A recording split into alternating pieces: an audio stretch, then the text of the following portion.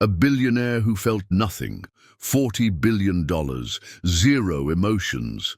Marcus built an empire by following one rule: never get emotionally involved with anyone.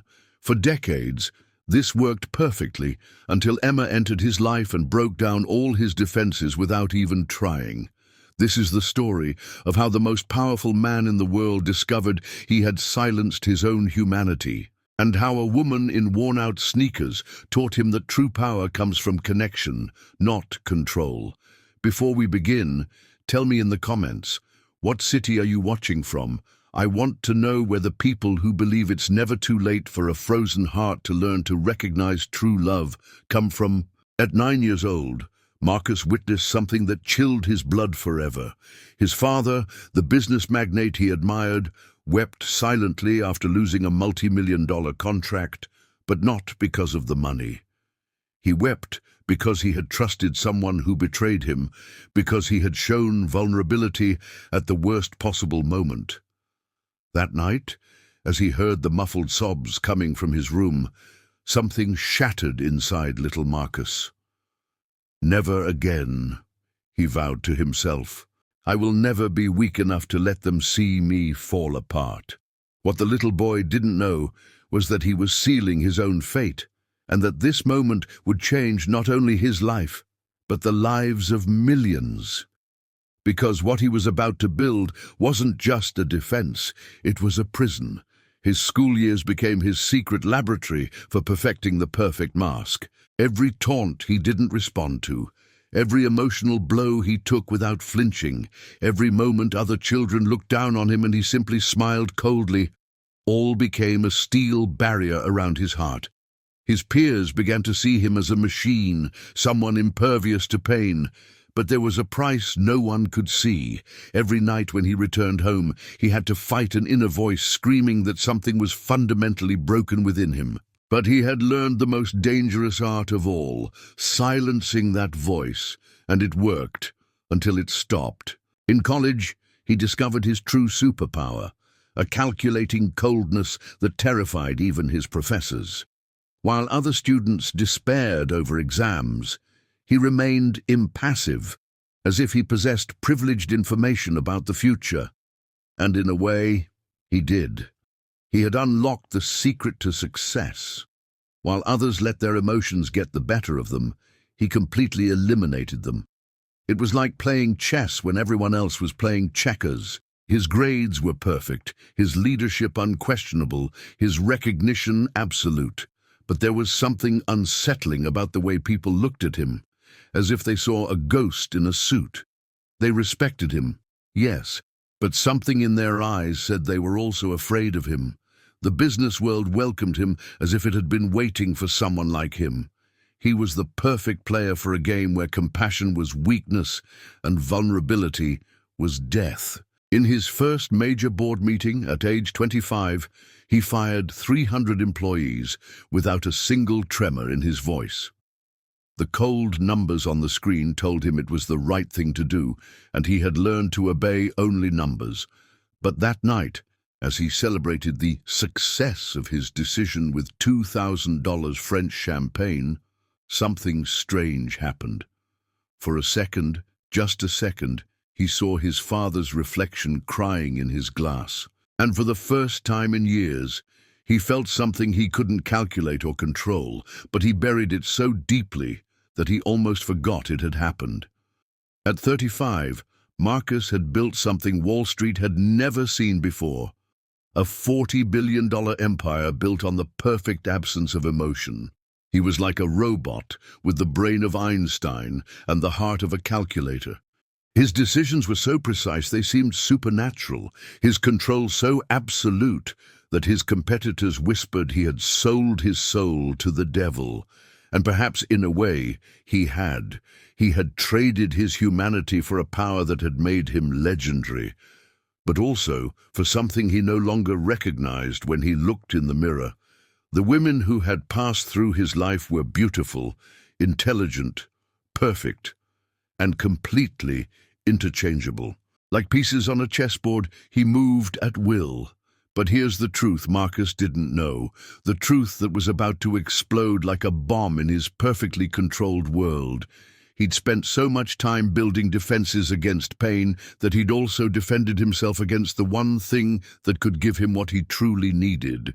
He didn't know that in just 3 days, a woman was about to walk into his office and demolish, without even trying, the entire system he'd spent 30 years perfecting.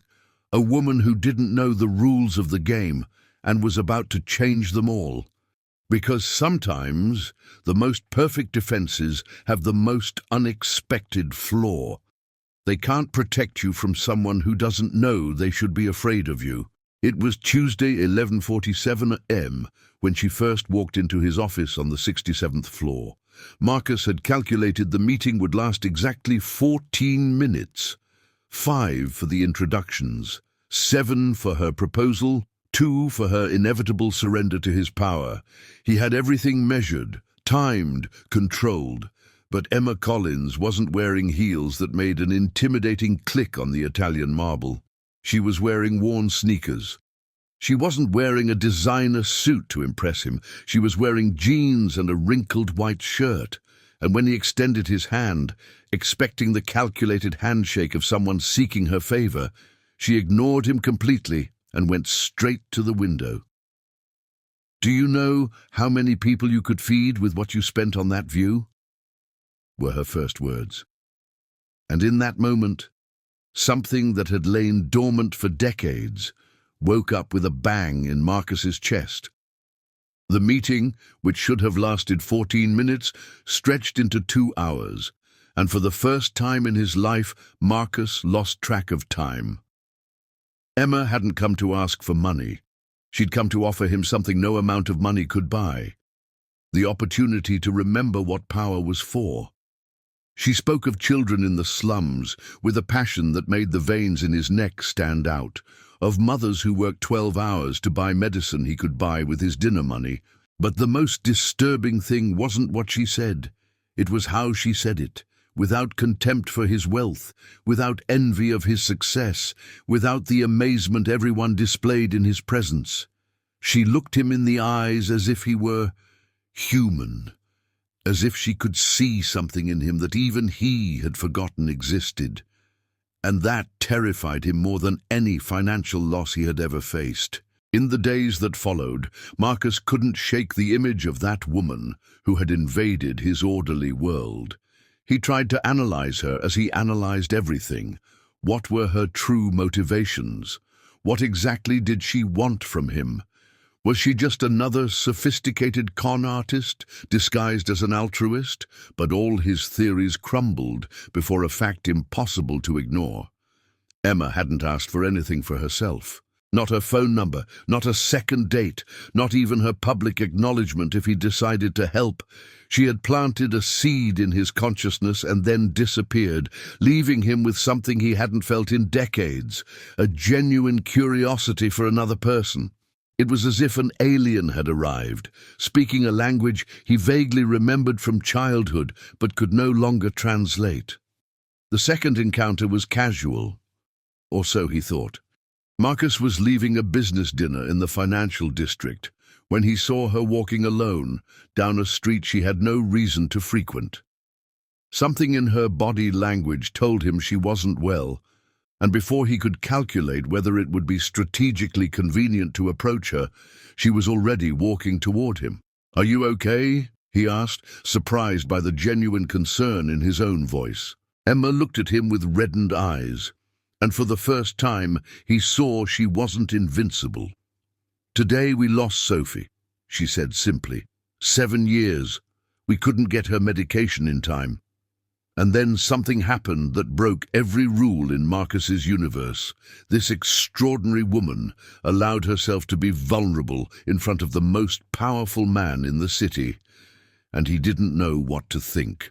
In that moment, standing beneath the yellow glow of a streetlight that illuminated Emma's crying face, Marcus felt something he hadn't felt since he was 9 years old: the uncontrollable need to comfort another human being. Not because it was strategic, Not because it would bring him any benefit, but because he simply couldn't bear to see that person suffer. His hands, which had signed documents worth billions without trembling, trembled as he awkwardly reached out to her. He didn't know how to comfort someone. He had completely forgotten that language. But Emma didn't need him to be an expert at comforting. She just needed him to be real. And for the first time in decades, Marcus allowed himself to be just that. A flawed, scared man who didn't have all the answers, but cared enough to try to find them. That night, when Marcus arrived at his $10 million penthouse, he felt like a stranger in his own life. Everything he had built, every symbol of his success, every trophy of his power, all suddenly seemed empty, like ornaments on a costly tomb. He poured himself a glass of his $3,000 whiskey and sat in front of the window overlooking the entire city he had conquered. But for the first time in years, he didn't feel like a king watching over his kingdom. He felt like a prisoner observing the world from his gilded cell, because Emma had done something no competitor had achieved. She silenced all the voices in his head that told him how successful he was, and awakened the only voice that mattered, the one that asked him who he really was when no one was looking. And the answer terrified him, because after all this time, he was no longer sure he possessed her. The next 2 months became the most brutal battlefield Marcus had ever faced, and the war was against himself.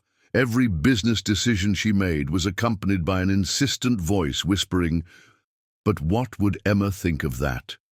When he closed a factory in Vietnam to increase profits by 12%, he no longer saw just numbers on a spreadsheet. He saw faces. Faces like Sophie's.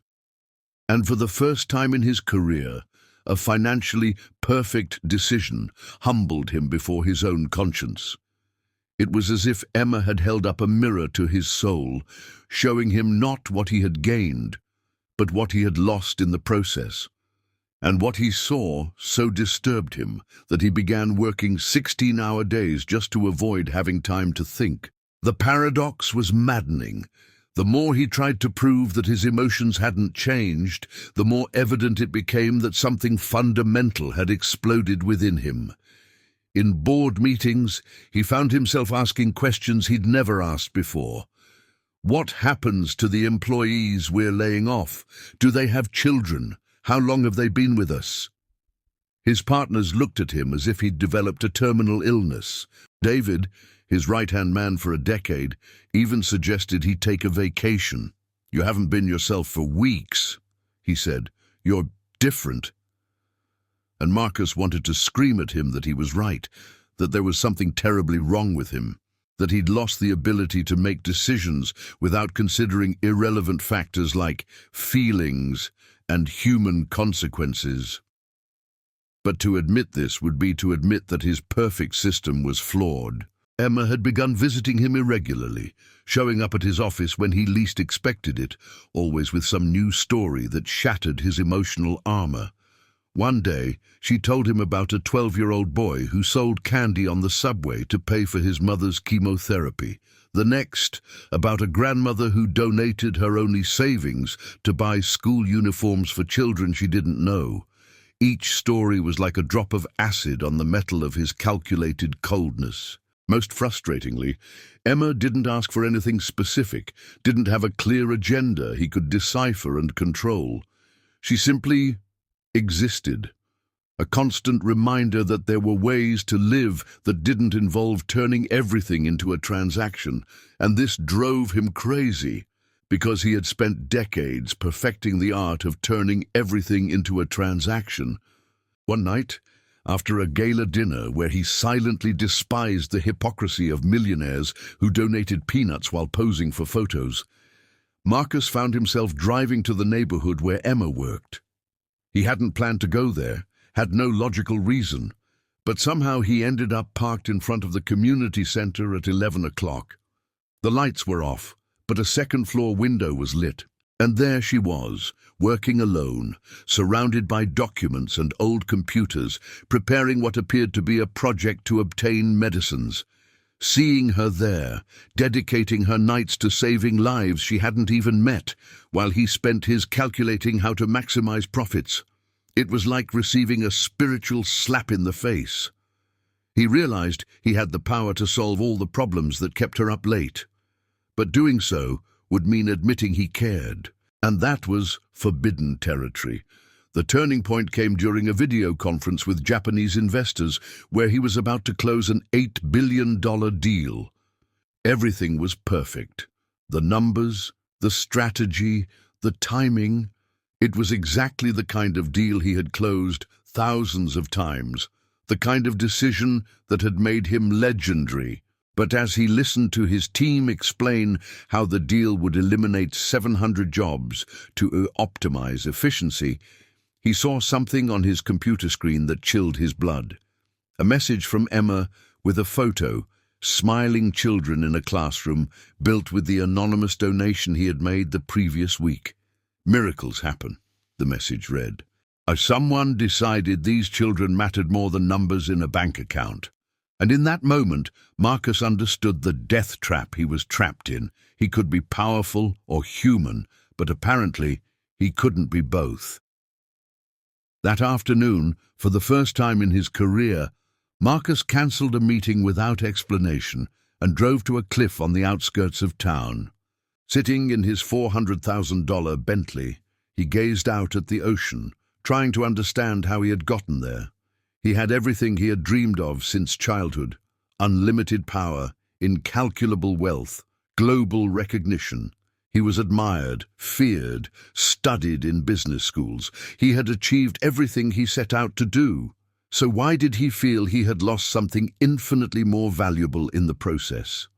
Why did a woman in worn sneakers with a heart he couldn't understand make him feel poorer than any financial loss he had suffered?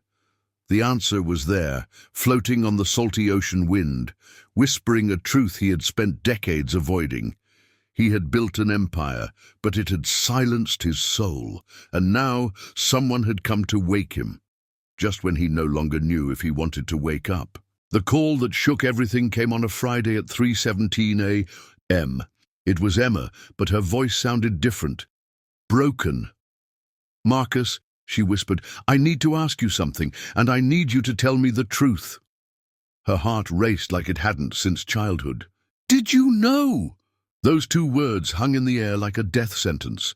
It turned out, Emma had discovered that the pharmaceutical company that had denied Sophie her medication was a subsidiary of one of his portfolio companies. She investigated for weeks, following a trail of legal documents and financial transactions, until she arrived at a truth that shook everything she believed about the man she had come to trust. Marcus could have saved that little girl with a simple phone call. But he didn't know. Or at least that's what she kept telling herself, as the silence on the line became deafening. "Speak," Emma told him. And for the first time in decades, Marcus had no calculated words, no strategy, no explanation to make himself look good.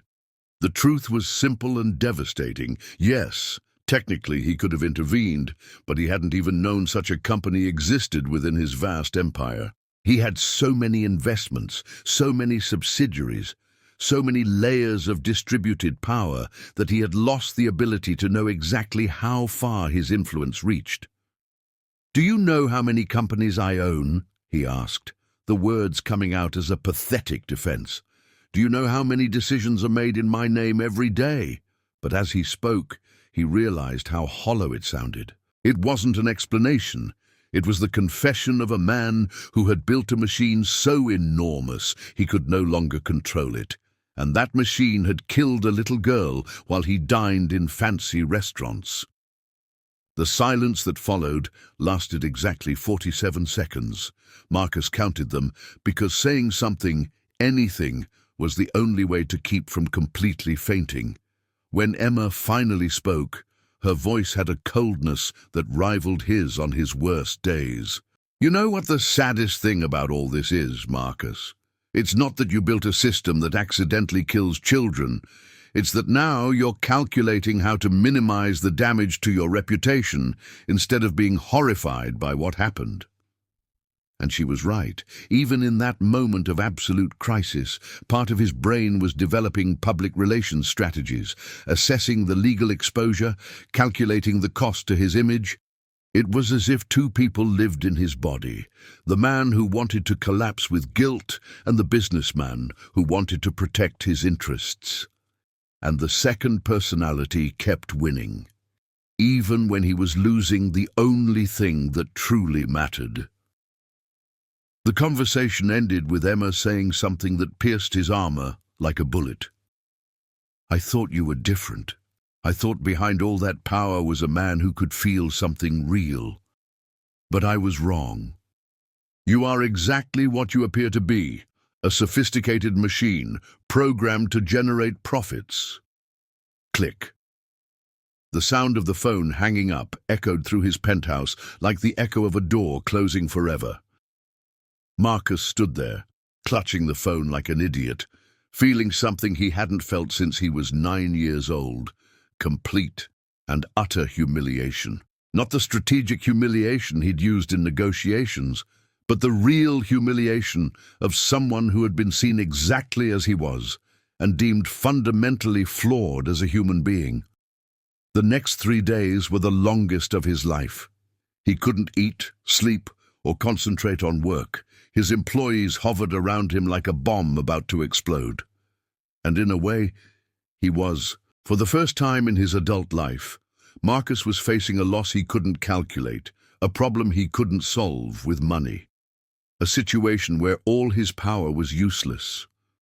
He had lost something he didn't know he had, the possibility of being loved by someone who truly understood him, not for his money, not for his power, not for what he could do for her, but for who he could be if he dared to be vulnerable. And that possibility disappeared with a phone call at 3:17 a.m.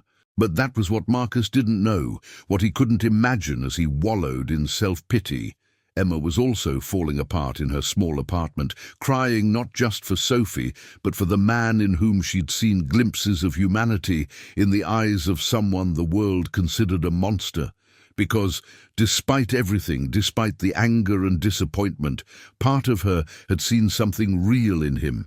Something that maybe, just maybe, could be restored if he had the courage to look in the mirror and dislike what he saw. But that would require Marcus to do something he'd never done in his life. Admit he was completely broken and needed help to put himself back together. And time was running out, because some mistakes can't be undone. But some men can rebuild themselves from scratch if they have the courage to destroy everything they thought they were. On the 7th day after the phone call that shattered his world, Marcus did something he hadn't done in 30 years. He cancelled all his meetings and walked the city streets like an ordinary man. Without a driver, without a bodyguard, without the invisible armor of power that always surrounded him. And for the first time in decades, he truly saw what he had built. Not the buildings that bore his name or the companies he controlled, but the people who lived in the shadow of his empire. He saw a man rummaging through the trash in $3,000 shoes. He saw a mother carrying her sick child to a free clinic, presumably for the basic medical care she could afford with what she spent on a bottle of wine. And each image was like a knife to what was left of his consciousness. He had built a kingdom, but he had forgotten that it was built on real people, with real lives and real pain. That night, he arrived at the office after everyone had left and sat down at his computer. For the first time in his career, he didn't open financial reports or market strategies. Instead, he began investigating each of his companies, each subsidiary, each investment, asking himself one question: how many Sophies are there in my decisions? What he discovered destroyed what remained of his self-esteem. A textile factory in Bangladesh, where workers toiled 16 hours for $2 a day. A mining company that had polluted 3 rivers in Africa. An insurance company that systematically denied care to customers with pre-existing conditions. Each discovery was like opening the door to a hell of his own making. It wasn't malice, it was something worse, a complete disregard for human suffering in the name of maximum efficiency. He had built a perfect machine for generating wealth, and a perfect machine for generating misery. At dawn, Marcus realized something that shook everything he believed about success. He had confused the power to control with the power to impact. All his life, he had sought the ability to influence numbers, markets, and corporate decisions. But Emma, with her worn sneakers and her heart silenced by pain, had a power he had never understood, the power to change one life at a time. She didn't control empires, but she transformed existences. She didn't move markets, but she moved hearts. She didn't have thousands of employees, but she had something infinitely more valuable, people who truly loved her, not for what she could give them, but for who she was. And for the first time in decades, Marcus felt envy, not for money or power, but for being able to sleep peacefully, knowing that her existence had made the world a little better. The epiphany came like a bolt of lightning when he realized he had spent 30 years optimizing for the wrong metrics.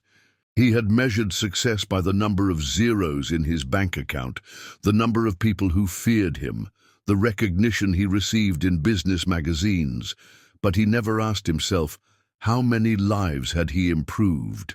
How many people were truly better off thanks to his existence? How many Sophies had he saved instead of sacrificing? The answer was devastatingly simple: zero. He had built a legacy of absolute control over resources and people, but he had left no trace of love, compassion, or genuine connection. He was like a ghost who had amassed power over a world he didn't belong to, a king who had conquered an empty kingdom. But here was the truth that electrified every cell in his body. It wasn't too late. At 35, he had decades ahead of him to rebuild not just his empire, but his soul. The difference was that now he knew the difference between the two. True power didn't lie in the ability to force others to obey out of fear. It was the ability to inspire others to follow you out of love. True leadership wasn't making decisions from an ivory tower. It was walking among the people whose lives you affected and looking them in the eye as you made those decisions. True success wasn't accumulating resources. It was using them to create more mutual recognition, more connection, more shared humanity. It was a complete revolution of everything he had learned, and the most frightening and thrilling thing he had ever contemplated. That morning, Marcus made the most expensive decision of his career. He would systematically dismantle everything he had built on the suffering of others and rebuild it on something completely different. Not for strategy, not for public relations, not for tax breaks. He would do it because he saw himself reflected in Emma's humiliated eyes and didn't like what he saw. He would do it because Sophie deserved a world where no child died from decisions made in boardrooms by men who would never see the consequences of their actions. He would do it because he had found something more valuable than all his billions, the possibility of being loved by someone who knew him completely. But first, he had to become worthy of that love, and that meant doing something he had never done before, being completely vulnerable and terribly human. What Marcus did next shocked the financial world and nearly caused 3 simultaneous heart attacks on his board of directors. Without telling anyone, without consulting strategies, without calculating the repercussions, he liquidated $4 billion in assets in a single week. He sold yachts he had never used, properties he had only seen in magazine photos, and works of art he had bought as investments but never seen. His financial advisors bombarded him with frantic phone calls, his partners threatened to sue, and the trade press speculated about a nervous breakdown. But Marcus had a mission that transcended any business logic: to find every Sophie his decisions had created and fix what had broken him. Not as a publicity stunt, not as a tax strategy, but because he had learned that money that doesn't save lives is just overpriced wallpaper. The search for Emma became the most important mission of his life, but she vanished like smoke after that devastating phone call. She left the community center, changed her number, and erased all traces of her digital existence. It was as if the universe was teaching him a cruel lesson. When you lose someone you truly love, all your power becomes completely useless. For the first time in decades, Marcus experienced what millions of ordinary people knew all too well: the humiliation of searching for someone who didn't want to be found. He hired private investigators, scoured every favela, every health clinic, every school where she might be working. But Emma did something he hadn't expected. She learned to hide from the world, just as he learned to control it.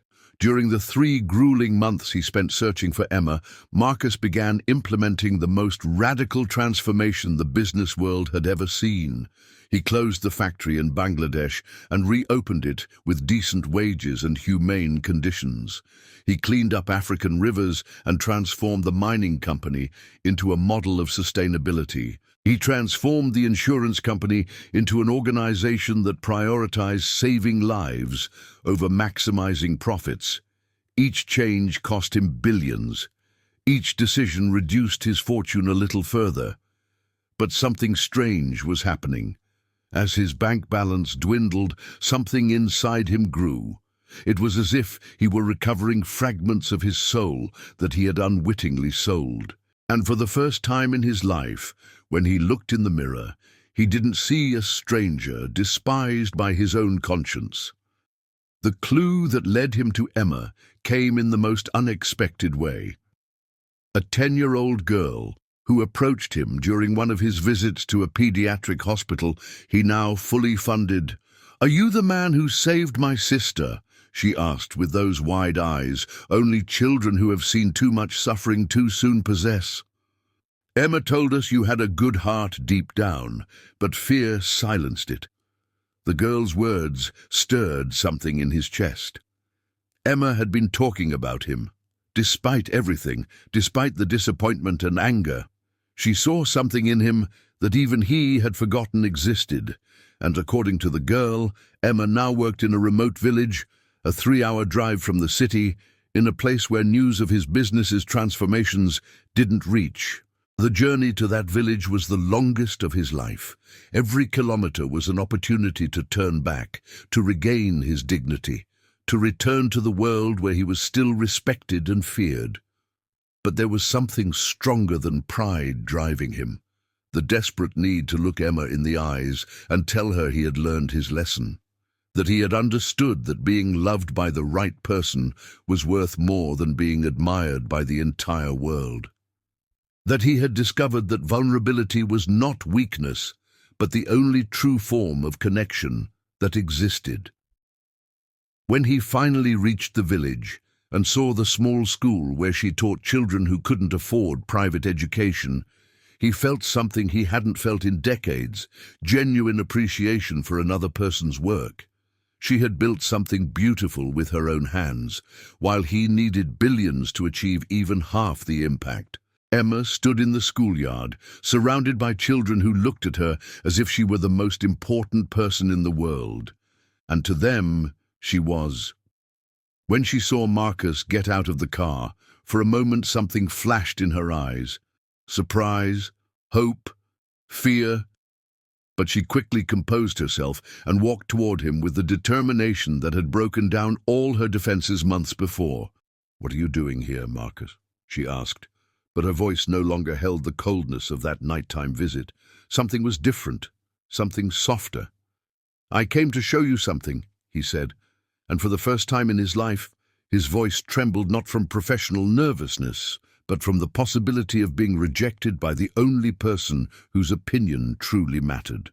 What happened next would change not only their fates, but the very definition of what it means to be powerful in a world that confuses control with connection. What Marcus showed Emma weren't carefully calculated words or grandiose promises of future change. Instead, he pulled a battered briefcase from his car, filled with documents, photos, and letters of thanks.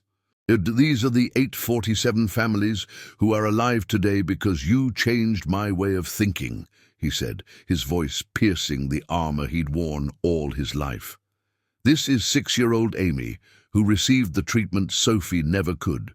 This is Robert, who can now support his family with a decent wage instead of $2 a day. This is Carmen, whose heart surgery was paid for by the emergency medical fund I created after our last conversation. Each photo was a testament to his transformation, each letter evidence that he had silenced the cold businessman and awakened the man he could always be. Emma took the briefcase with trembling hands, and Marcus saw something he hadn't seen in months: tears of hope instead of tears of pain. "Why?" was all Emma could ask as she flipped through page after page of saved lives. "Why did you do this?" And Marcus, for the first time in decades, gave her the most honest and vulnerable answer of his life. "Because I discovered that I'd rather be loved by you than admired by the entire world. Because I learned that Sophie was worth more than all my billions. Because you taught me that true power lies not in controlling people, but in connecting with them."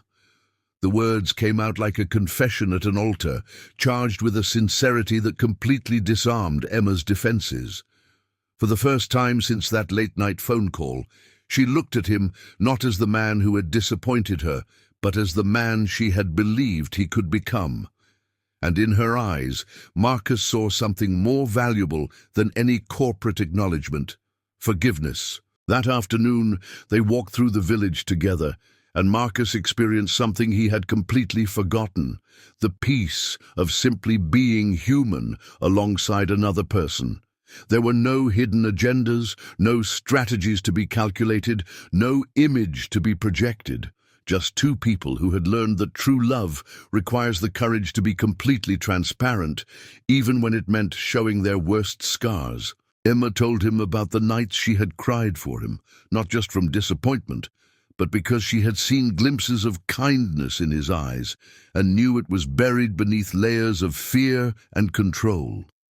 "I never stopped believing in the man I saw that first afternoon in his office," she said. "It only hurt to think that maybe I was wrong, that maybe that man didn't exist."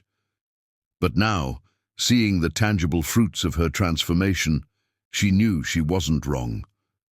The reconciliation wasn't a dramatic movie moment, but something much deeper and more real.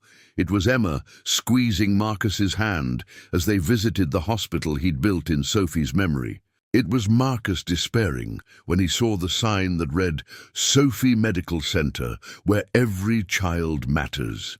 It was Emma telling him she was proud of him, not for his money or power, but for finding the courage to tear down everything he'd built on the suffering of others and rebuild it with love.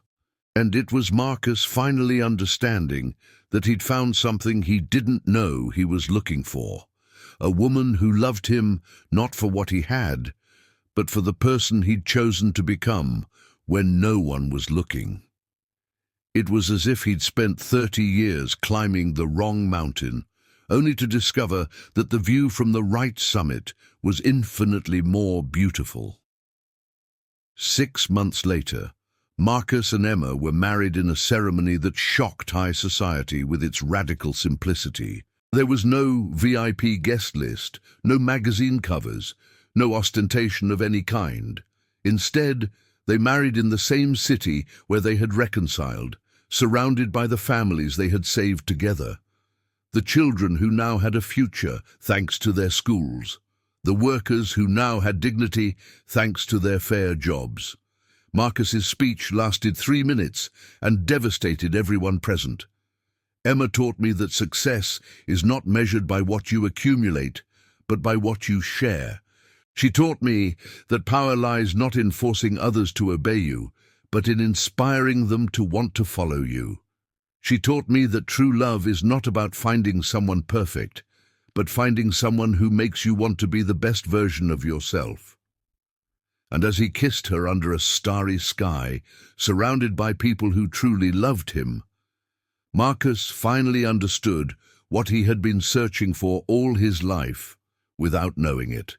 Their company transformed into something never before seen in the business world, a corporation that measured success not just by profits, but by improving lives, strengthening communities, and transforming humiliation into dignity. Shareholders who cared only about dividends left, but investors who shared their new vision arrived. Employees who worked solely out of fear were replaced by those who worked with purpose. And slowly, so slowly, Marcus built something he had never imagined possible. An empire based on love instead of fear, connection instead of control, humility instead of arrogance. He was no longer the richest man in the world, but he was something infinitely more valuable. He was the happiest man he knew. And every night, as Emma fell asleep in his arms, he whispered a prayer of gratitude for having learned that some defeats are, in fact, life's most important victories.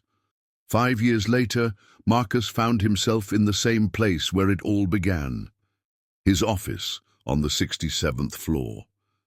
But everything had changed in ways he couldn't have imagined. The walls were no longer covered with business awards celebrating his calculated cruelty, but rather with photos of smiling children, reunited families, and thriving communities. His Italian marble desk had been replaced by a simple recycled wood table, built by one of the carpenters from the cooperative he had created in the favela. And where a $500,000 painting he had never seen had now hung a pencil drawing given to him by 7-year-old Maria with the words, "Thank you for saving my mother," written in jagged letters. It was the most valuable treasure in his entire collection. But the most transformative thing wasn't what had changed in his office, but what changed in his mirror every morning. He finally recognized the man staring back at him. That particular morning was special because it marked exactly 5 years since Emma had invaded his perfectly controlled world, and he had prepared a surprise that had taken months to organize. He had invited all the people whose lives had been transformed by his transformation, the Bangladeshi workers who now had decent wages, the African families who lived near clean rivers, the patients who had received treatments previously denied to them. More than 1,000 people traveled from all corners of the world to be there, but it wasn't a celebration of ego nor an event to feed his gratitude. It was something much deeper. It was his way of showing each of those people that their lives mattered, that they had been seen, that they had transformed the transformer. When Emma walked in and saw the crowd, when she understood what he had organized, the tears in her eyes told him all he needed to know. He had achieved something no billion could have bought. The speech Marcus delivered that afternoon broke all corporate protocols and likely made business history. 5 years ago, he began, I was the most successful and unhappy man on the planet. I had built an empire that measured everything except what truly mattered. How many lives I had improved, how many tears I had dried, how much hope I had nurtured. I believed that power came from making others need me, but I learned that true power lies in needing others, in allowing others to matter, in building a world where no one has to choose between providing for their family and maintaining their dignity. The audience was captivated, not by his eloquence, but by the brutal sincerity of his words. Emma didn't just change my life, he continued. She taught me that I had a life worth living. She taught me that love is not a weakness to be overcome, but the only force that can truly change the world. But the real impact came when Emma took the microphone. I want to tell you something Marcus doesn't know, she said, and his heart sank. When we met, I was devastated too. I had lost faith that people could truly change, that power could be used for anything other than crushing the vulnerable. I had silenced my own hope because it hurt too much to believe and be disappointed. But this man taught me something I had forgotten. That love isn't just caring about someone, it's seeing their full potential and loving them until they see it themselves. Emma's words electrified the entire audience, but especially Marcus, who finally understood that his transformation wasn't just his. They had saved each other's souls. They had discovered together that true love is, at its core, two people helping each other become the best versions of themselves. The climax came when an 8-year-old girl, the daughter of one of the Bangladeshi workers, timidly approached the stage. "Mr. Marcus," she said in a voice that moved everyone present, "my father says you were very bad, but you became good. Is that true?" The silence in the room was absolute. Marcus knelt down at the girl's eye level and answered with an honesty that shattered any remaining cynicism in the audience. "Yes, little one. I was very bad because I was very afraid. Afraid that if people really knew me, they wouldn't love me. So I built a huge armor to protect myself. But that armor also prevented me from loving. Your father and your family taught me that it's better to be vulnerable and loved than strong and alone." The girl smiled at him and gave him a hug that was worth more than all the contracts he had signed in his previous life. That night, after everyone had left, Marcus and Emma sat alone in the office, looking at the photos and thank you letters that covered every surface. "Do you regret anything?" Emma asked, nestled in his arms. "Losing billions to win souls, trading the contempt of the powerful for the love of the humble, silencing my ego to awaken my heart." Marcus looked at her with a smile that had taken him 40 years to learn to form genuinely. "I only regret one thing," he said, "that it took me so long to understand that the recognition that truly matters doesn't come from business magazines, but from the eyes of a girl who can sleep peacefully because her family has enough to eat." And as the city stretched out beneath his feet from that 67th floor window, he no longer felt like an emperor surveying his domain. He felt like a man who had learned that the greatest power in the universe is the ability to love unconditionally and be loved without masks. He had built an empire of human connections, and that was a legacy that no economic crisis could destroy. What did you think of this story? Let me know in the comments and follow us to discover more moving stories that will make you reflect on what truly matters in life.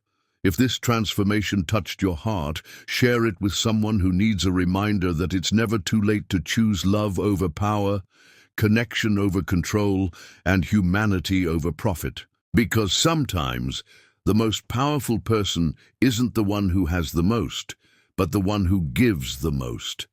What would you be willing to change in your life to find your own Emma? Leave your thoughts below, and let's start a conversation about what true success really means.